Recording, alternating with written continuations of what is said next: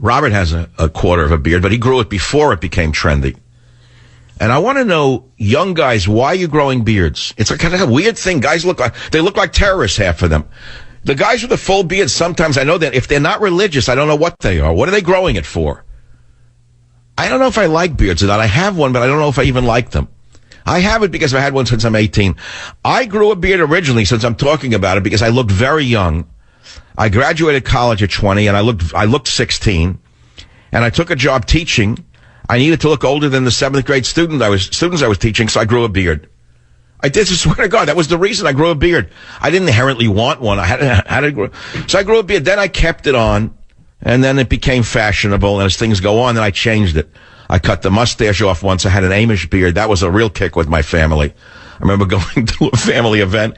They thought that I went into the candle making business in Western Pennsylvania. I've had all sorts of beards. Now I'm going from the goatee to a full beard. I don't know why. Why am I going to a full beard now? And why am I talking about beards? Well, there's a number of reasons, because I think it's a socially interesting topic. No one's calling about it, of course, but they don't know what to call about. Like, guys, why are you growing beards? Women, do you like beards or do you hate beards? It's not I think it's more interesting than talking about Obama one more minute. You know, I said that's simple. You talk about Obama. I can't resist this one. Play clip 2 quickly before the sound runs out. Time runs out. I do Listen think to this. That what's different this time is that, particularly in the Republican Party, you have, I think, the most disgruntled or suspicious of Washington portion of the electorate that is driving. you got it, buddy. Yeah, and with the majority, buddy. Yeah, we're the most disgruntled and suspicious, and we're the majority. Join the Savage Nation. Call now, 855-400-SAVAGE. Savage. We knew where the president was born. We knew that they'd be thrown in jail if they did what Obama did. That's all. You know, I was on a Larry King show last week. It's not a big deal, okay? I mean, he's kind of used to be. I think he's a great guy for a guy 81 years old. He's very inspiring. And he was very liberal, but as I said, not a vicious, crazy, progressive, psycho-liberal from hell. He asked questions that a liberal would ask, and he was kind of naive. Like he said, you don't believe in global warming? Notice he didn't say, you don't accept the data on global warming. He said, you don't believe. In other words, he believes. He's in L.A. What does he know? What does he know? He's been behind a microphone his whole life. You know, eating a knish with Yasser Arafat and Bill Gates. What can he know about science? So I said, no, the science doesn't support it, Larry. As a matter of fact, we're entering a cooling phase. And he said, well, you have an opinion and the Pope has an opinion. I said, no, I don't have an opinion and the Pope has an opinion. The Pope is a left-wing political operative, Larry. He says, you're not a scientist. I said, Larry, do your research. I have a real PhD from the University of California at Berkeley in another field, admittedly, but I know how to read literature, Larry. And he wasn't given the background. But I got to tell you, the interview will come up on RT tonight. And I read this, that throughout his 58-year career, King has interviewed some of the most influential personalities among us, including Nelson Mandela, Yasser Arafat, Bill Gates, Frank Sinatra, Hugo Chavez, Margaret Thatcher, Vladimir Putin, and every U.S. president since Richard Nixon. It's actually quite an interesting thing that he even wanted to dare have me on. I like the guy. I'm going to invite him to my house in L.A. when he comes back from London, where they're going to air the show. And maybe we'll have, I don't know what together, something green. He looks like he's in good shape. Probably eats garlic or something. I said, to what do you owe your longevity, Larry? Is it the women or the, I got to laugh at him. What a guy, 81 years old. He's got all his, teeth. He's in good shape. He's very inspiring. RT, it's interesting that they hired him, though. Russian television hired Larry King. I don't get that. They hired him to save the network. I don't know what that is. Russian television hired him? Why? I mean, he's a liberal, but Russia's sort of now hated by liberals. Can anyone explain that to me? Why would RT television hire an American, certified liberal when liberals now hate Russia and Putin? Whatever. I can't figure it out. So we're going to be posting a picture of me from 1981 with a full beard. You're not going to believe it's the same man. And here's what I don't like about when I put up older pictures of myself on anywhere. This is the thing about it. The whole thing, if I do the math, this is the bad part. I say, okay, it's 2015, 1981, then I subtract 81 to 2000. I have to do it that way. I grew up where I know abacus. The brain was the abacus. So I do 81 to 2000 and 19 and 15, blah, blah, blah. And so then that number of years now, I said, going forward, I'm not going to be here. I don't like that. I do quick arithmetic. I always won like quick prizes in elementary school for quick math. If I were an evil person, I would have been a gangster or a banker, or I would have worked in a hedge fund. One of the three. Either I would have been a gangster, a hipster, a puppet, a poet, a pauper, or a king. Instead, I'm a talk show host. But the thing is that I had a quick mathematical mind. I don't like doing that. You do the math. Figure it out. You think I'm going to be here? That's what I don't like. I don't like it. 81 to 2015 is a long time. Right? Just say 80 to 2015, Michael. Make it faster. That's 44 years. Isn't that right? Did I do that right? No. It's 35 years. 35 years, right. It's 35 years, less one. 34 years. Now go forward 34 years from 2015. I can't. It's impossible that I'm here at 34 years. I'm not going to live to 110 or even 100. I'm not going to make it. First of all, I never thought never thought I'd live this long. Each day is a miracle to me. And to have this energy, I have the energy of a 25-year-old. Most 25-year-olds don't have the firepower I have, and I probably can do this with luck. And if they don't impose censorship and put me in the gulag when Barry stays in office and decides that there should be no elections because we're now Barry-centric. God forbid if that happened. I don't think it could happen. That's what I'm talking about, beards. I'm trying to lighten it up a bit. Why are beards all of a sudden popular? Larry King could never have a beard. They'd be afraid of it. Most older guys don't want beards because they say it makes you look older. I remember once when my kids were very young, I'd had a beard since they were born. And I don't know, I got some bug in my head. I shaved my beard off one day, and my daughter was a little kid. She came home from school. She must have been 7. She started to scream hysterically. She wanted to call 911.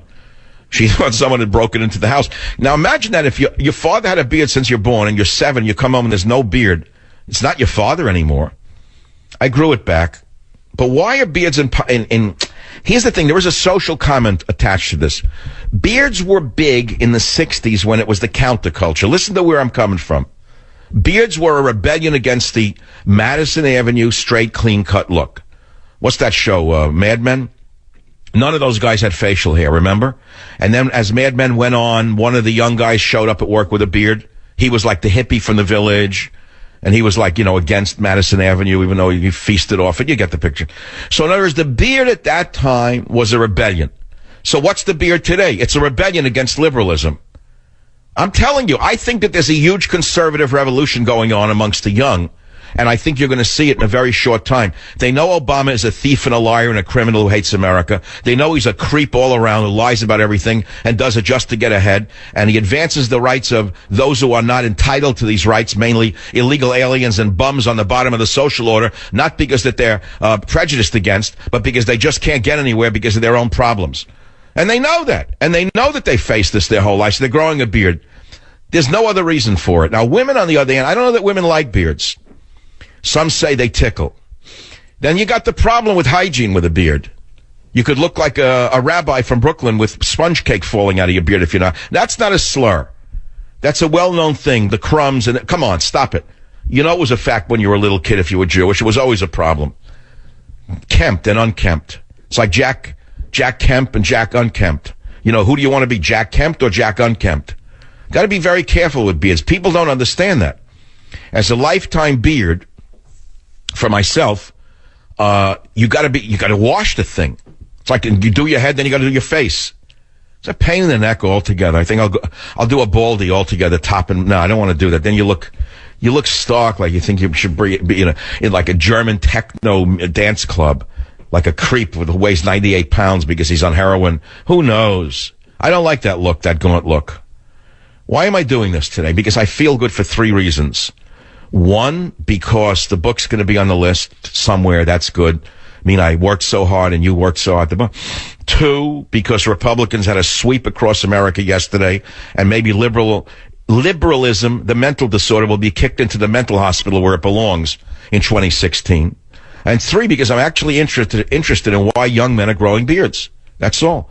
It's an interesting social, I do news, views, and reviews. I'm doing a beard thing. It could be done. It's not. You don't have to stick to politics every minute. This transgender bathroom thing in Houston, my God. What a sick thing that is. I mean, go in good health if you like to do that. Let's say you like to do it. Let's say you're a Caitlyn job, which is he's hedging his bet, by the way. I never touched this subject.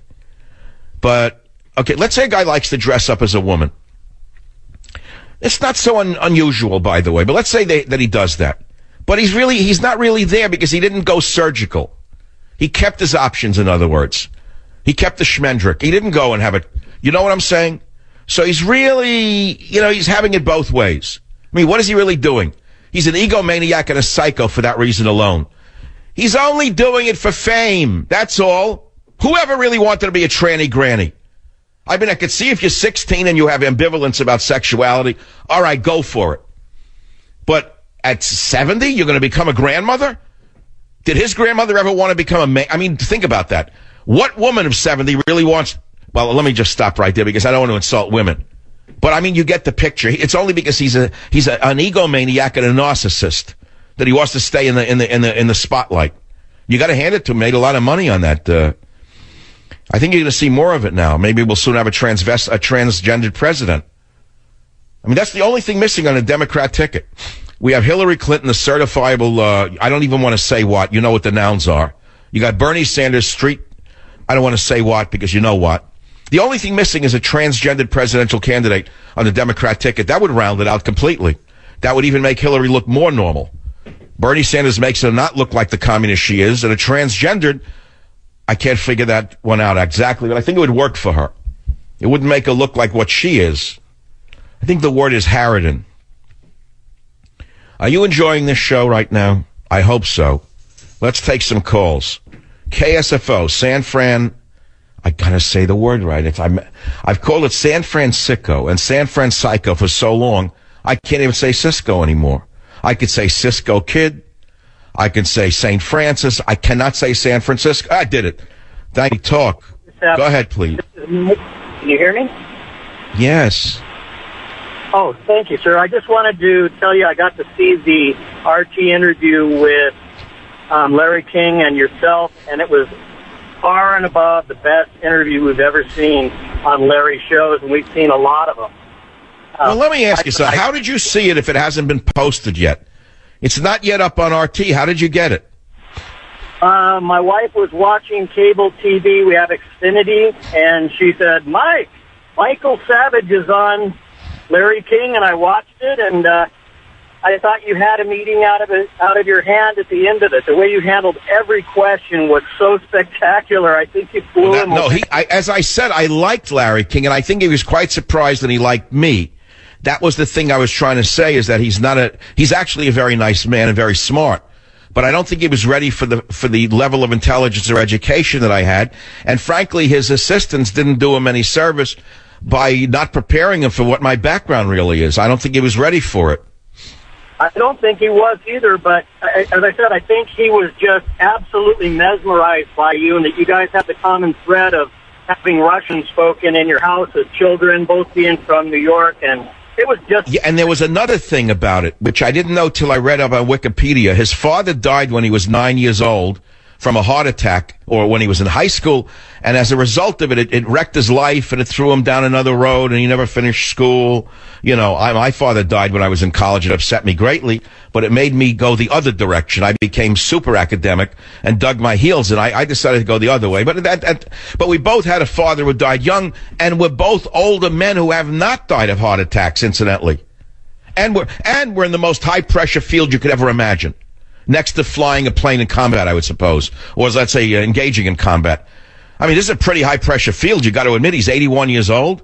And the thing is, he's still going strong. They threw him off CNN because he wasn't enough of a sicko, I guess. And Anderson Cooper, I guess, didn't approve of him. So they threw him off CNN. And he wound up on his feet on RT. I got to respect the guy for that. He's fantastic. Well, I think I'm going to rebuild his career for him. You know, I reminded him, by the way, before the show went on, I don't know if this got on the air, there's an interesting side note.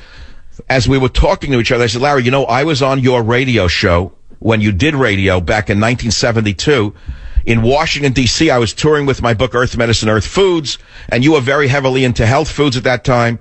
And I said, I remember your interview technique, Larry. I talked with you before the show about my book, and you said I haven't read it. My interview technique is I never read books of authors until they come on the show. And he said, then I look at the book and I ask the author questions